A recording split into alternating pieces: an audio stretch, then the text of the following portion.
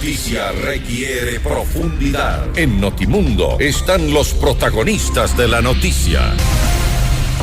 A esta hora hacemos contacto con la licenciada Elsie Monge, presidenta de la Comisión Ecuménica de Derechos Humanos, CEDU, para hablar sobre todo lo que tiene que ver con el contexto de las manifestaciones y ahora que se ha confirmado la muerte de un joven en el sector de Guayabamba, precisamente huyendo de alguna en medio de una manifestación. Esto se ha confirmado ya en las últimas horas. Licenciada Monge, gracias por estar con nosotros. Fausto Yepes le saluda. Bienvenida. Buenas noches y gracias por la invitación. Gracias, licenciada Monge. Antes de abordar el tema del joven fallecido, lo cual ya se ha confirmado, ¿usted cree ha sido cuestionado en las últimas horas la emisión de este estado de excepción? Ya hubo un cambio de decreto y muchos cuestionan o han dicho que el estado de excepción o esta decisión del gobierno es lo que ha fomentado la violencia en el país. ¿Usted cree que es así? Bueno, sí, digamos que el movimiento indígena lo que ha estado pidiendo es los derechos a unas condiciones de vida dignas, ¿no es cierto? Trabajo, educación, salud, todo eso está totalmente descuidado y afectando los derechos de las poblaciones rurales especialmente, ¿no? Entonces, un derecho es el derecho al reclamo, a la movilización, pero y hasta aquí habían estado haciendo el cierre de carreteras que no pacíficamente. Ahora, en contestación a los 10 puntos que plantea la CONAIE, la respuesta es el estado de excepción, es decir, que no se ve una manifiesta intención de escuchar a la gente, sino de imponerse por la fuerza. Y bien sabemos que la violencia, la fuerza, genera violencia, ¿no? ¿Cómo interpretar y de acuerdo con el tema del estado de excepción, que de alguna forma ha sido interpretado como un cierre de las puertas al diálogo? Esa es una de las lecturas que se ha dado a la emisión del estado de excepción. Pero de otro lado también el máximo dirigente de la CONAIE y líder de esta manifestación, de este paro nacional, exigió al presidente que cumpla los 10 puntos que fueron planteados. Básicamente esa es una disposición, una obligación que según el sector indígena tiene el Ejecutivo de cumplir los 10 acuerdos, casi como una orden para, de lo contrario, vendría la escalada de violencia. Eso ha dicho textualmente el presidente de la CONAIE. Está en sus manos, le dijo al presidente, evitar una escalada de violencia o que cumpla los 10 puntos. ¿Por qué someterse a cumplir absolutamente todo y no sentarse en el diálogo so pena de la escalada de violencia?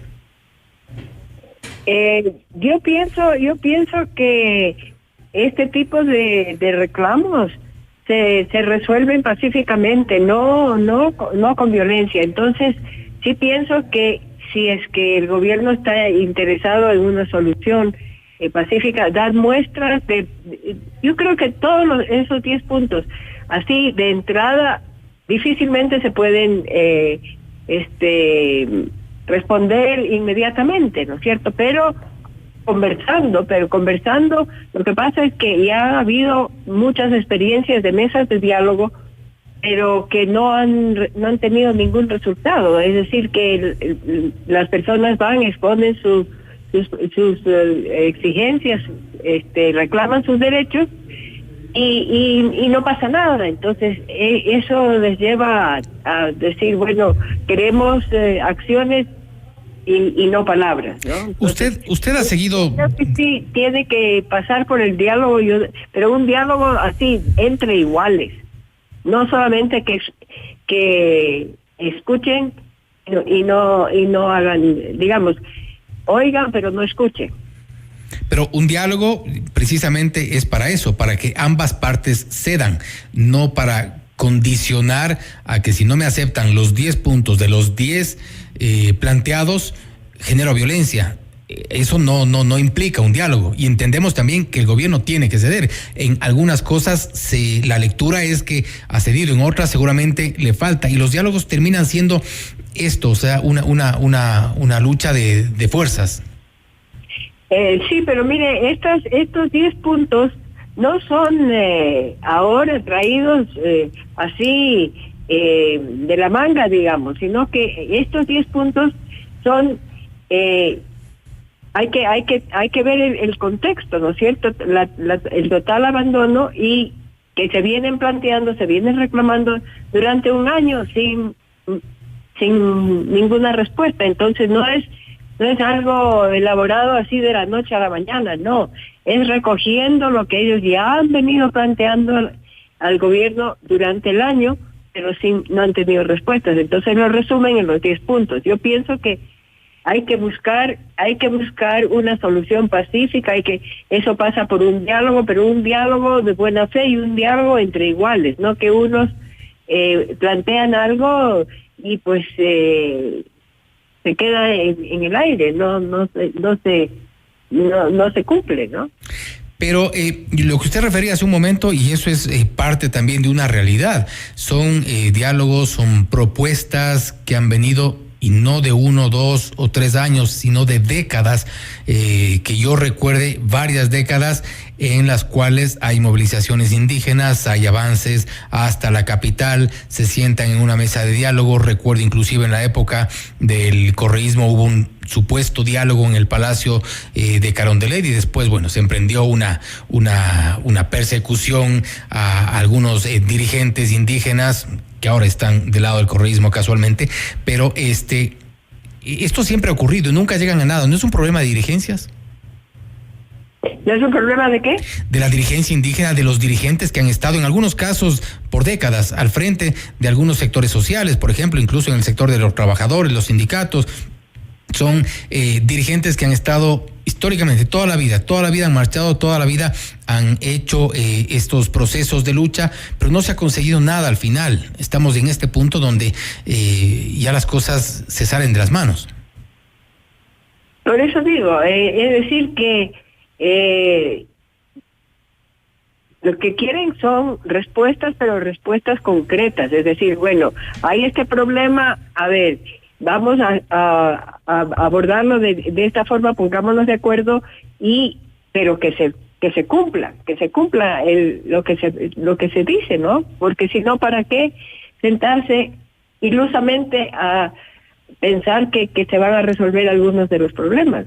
Entonces, es decir, que esto es la expresión de un reclamo que viene, en este caso concreto, planteándoselo así específicamente durante el año, sin respuesta. ¿Ustedes como Comisión Económica de los Derechos Humanos no estarían pensando en de pronto sumar esfuerzos con lo que ha propuesto la Universidad Católica, con lo que han propuesto otros sectores, de ser mediadores? Incluso han dispuesto como sede la universidad para que se ejecute y se dé efectivamente este diálogo y que sea público. Yo pienso que hay que buscar la manera de que se lleguen a acuerdos concretos, y que se ejecuten los acuerdos, no que sea yo te prometo y busca quien te dé. Pero lo que sí hay que tener claro es que son derechos incumplidos, digamos, que negados, violentados. ¿Cómo podrían ustedes, como Comisión Ecuménica de Derechos Humanos, garantizar o ser parte de este proceso? ¿Cuál sería su llamado? Ya para terminar la entrevista, por favor, ¿cuál sería su llamado o la oferta desde este sector de los derechos humanos para fomentar o llegar en algún momento, ojalá rápido, a este diálogo? Mire, yo pienso que la derogatoria inmediata del decreto es 455 del estado de excepción. Ahora es el 459 porque es el nuevo decreto con un nuevo estado de excepción, así es. Claro, entonces ese tiene que ser